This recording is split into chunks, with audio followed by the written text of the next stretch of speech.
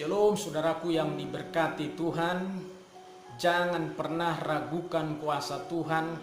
Kuasa itu telah dibuktikan dan dialami oleh orang-orang percaya dari zaman ke zaman, dari generasi ke generasi hingga sampai hari ini. Percaya dan jangan pernah ragukan kuasa Tuhan. Haleluya. Firman Tuhan hari ini dengan tema Allahku luar biasa, yang terambil dari kitab Mazmur 96 ayat 3 sampai yang ke-6. Demikian firman Tuhan. Ceritakanlah kemuliaannya di antara bangsa-bangsa dan perbuatan-perbuatannya yang ajaib di antara segala suku bangsa, sebab Tuhan maha besar dan sangat terpuji. Ia lebih dahsyat daripada segala Allah, sebab segala Allah bangsa-bangsa adalah hampa, tetapi Tuhanlah yang menjadikan langit. Keagungan dan semarak ada di hadapannya, kekuatan dan kehormatan ada di tempat kudusnya. Puji Tuhan. Siapa yang tidak tahu kapal Titanic? Kapal pesiar terbesar di zamannya. Titanic adalah mahakarya dari seorang Thomas Andrews. Di balik Titanic yang luar biasa ini ada tangan yang luar biasa. Luar biasanya lagi, kapal ini dirancang untuk tidak bisa tenggelam. Tapi tahukah saudara, ternyata kapal ini tenggelam. Penyebab tenggelamnya kapal ini bukan karena terpaan ombak atau tembakan rudal, melainkan karena bongkohan es. Kapal Titanic menabrak bongkohan es di dalam laut. Ini menjelaskan kepada kita bahwa sekalipun manusia memiliki keluarbiasaan, kemampuan luar biasa, pemazmur mengakui, dikatakan manusia memiliki kemampuan luar biasa karena memang manusia itu dibuat hampir seperti Allah. Mazmur 8 ayat yang ke-6. Sekalipun manusia memiliki kemampuan luar biasa, tapi manusia tetaplah manusia yang terbatas. Apakah Allah itu seperti Thomas Andrews yang luar biasa, tapi memiliki keterbatasan? Mengapa Allah luar biasa? Ini yang menjadi pertanyaan. Ada 3 yang kita pelajari terkait Allahku luar biasa. Pertama, eksistensi Allah mutlak luar biasa. Kita akan melihat perbuatan Allah secara kronologis yang dicatat oleh Alkitab, yang menunjukkan keberadaan Allah itu luar biasa. Allah adalah Maha Pencipta. Dia pencipta yang maha hebat. Dia menciptakan segala sesuatu secara teratur dan masing-masing pada tempatnya dengan fungsi yang berbeda.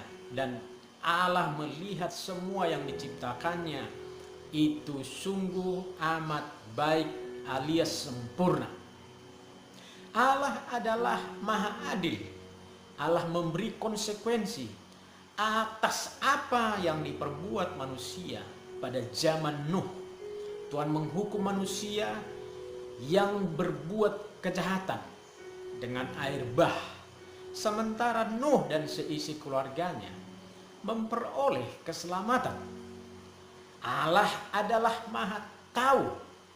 Ketika manusia bertambah banyak di zaman Babel, mereka berencana membangun menara Babel yang puncaknya sampai ke langit, hendak menyamai Tuhan. Maka Allah menggagalkan rencana jahat mereka dengan mengacaukan bahasa mereka. Allah adalah Maha Kuasa. Ketika bangsa Israel hendak menyeberang Laut Tiberau, Allah membelah laut itu sebagai jalan mereka ke seberang. Allah adalah Maha Kudus. Pada waktu Musa naik ke Gunung Sinai, orang-orang Israel berbuat jahat dengan membuat patung lembu emas dan menyembahnya. Maka Tuhan menunjukkan kekudusannya dengan membinasakan mereka yang menyembah patung itu. Allah adalah Maha Kasih. Allah tidak mau manusia binasa karena dosa, sehingga mengutus Yesus sebagai korban tebusan. Sungguh Allah itu luar biasa. Yang kedua, Allahku luar biasa merupakan pernyataan iman. Di dalam Matius 16 ayat 13 sampai yang ke-16, Allah luar biasa tanpaku. Itu mutlak. Itu ya dan amin. Luar biasa adalah atribut Allah. Manusia tidak turut andil di dalam keluarbiasaan Allah itu. Diakui atau tidak diakui, disembah atau tidak disembah, Allah tetaplah luar biasa. Luar biasanya Allah tidak tergantung atau bergantung pada manusia. Tapi yang menjadi persoalan, saudara-saudara, apakah Allah yang kita percayai luar biasa itu dalam hidup kita? Apakah Allah yang kita percayai itu luar biasa dalam hidup kita? Dalam hidup kita. Sehingga kita mampu berkata, Allahku luar biasa. Informasi yang diterima Yesus adalah bahwa dirinya dianggap sebagai manusia biasa, sebagai nabi oleh masyarakat luas, bahkan oleh murid-muridnya sendiri. Kemudian Yesus mengklarifikasi kepada murid-muridnya dan bertanya, menurut kamu, siapakah aku ini? Mereka semua diam karena mereka sendiri belum mengenal Yesus secara jelas. Tapi di tengah-tengah keheningan itu, Petrus yang oleh dorongan Roh Kudus membuat pernyataan iman. Engkau adalah Mesias, Anak Allah yang hidup. Pengakuan adalah senjata melawan segala persoalan. Ada sebagian orang Kristen tidak mampu atau tidak berani berkata, Allahku luar biasa. Mereka berkata, bagaimana mungkin Allahku luar biasa, sementara aku memiliki pergumulan yang amat berat. Usaha saya sudah bangkrut, anak saya kena narkoba, suami saya begitu jahat, penyakit saya sekarang sudah kronis, utang saya banyak, dan lain-lain. Ini adalah pengalaman-pengalaman yang dialami oleh orang-orang percaya. Saudaraku, meskipun kita sedang menghadapi persoalan, kita harus berusaha dan berani mengatakan, Allahku luar biasa. Karena itu merupakan deklarasi iman kepada persoalan itu, kepada iblis, kepada dunia ini, sehingga kita tidak lagi tunduk kepada mereka. Yang ketiga, Allahku luar biasa harus diwujudkan dalam perbuatan nyata, bukan sekedar kata-kata. Yakobus 2 ayat yang ke-17. Pengakuan kita akan Allah yang luar biasa, hendaknya ini menjadi pondasi kita untuk tetap setia dengan Tuhan. Setia beribadah, setia melayani, setia memberi, dan lain sebagainya. Pernyataan bahwa Allahku luar biasa, biarlah ini menjadi alasan untuk kita meninggalkan perbuatan-perbuatan gelap. Ada orang Kristen yang begitu bersemangat dalam ibadah, bahkan melayani, bicaranya luar biasa rohaninya, tapi hidupnya tidak benar di hadapan Tuhan. Perbuatannya banyak kali membuat orang tersandung.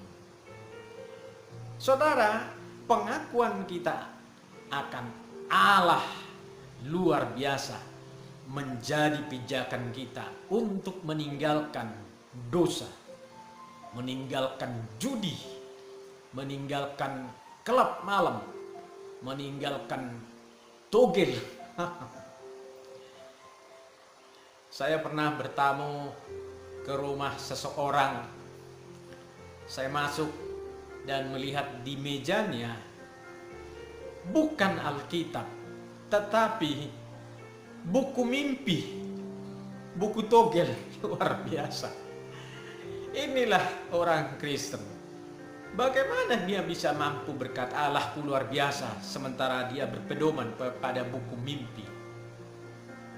Saudaraku, pernyataan bahwa Allahku luar biasa hendaknya menjadi acuan kita untuk tidak lagi mengandalkan manusia. Saudara, kita lihat masih ada orang-orang Kristen yang ketika buka usaha masih pakai penglaris, masih mengandalkan koneksi, masih minta dukungan para petinggi. Untuk apa? Untuk menjaga usahanya. Bagaimana orang yang seperti ini berkata Allahku luar biasa sementara dia tidak mengandalkan Tuhan? Saudaraku yang dikasihi Tuhan Yesus, kalau kita memiliki dasar bahwa Allahku luar biasa, maka semua yang kita kerjakan akan mendatangkan pengaruh positif bagi orang lain. Kita akan menghasilkan buah yang baik, dan buah itu akan bermanfaat buat diri kita, buat banyak orang, dan untuk kemuliaan Tuhan. Haleluya. Tuhan Yesus memberkati. Allahku, Allah kita luar biasa. Amin.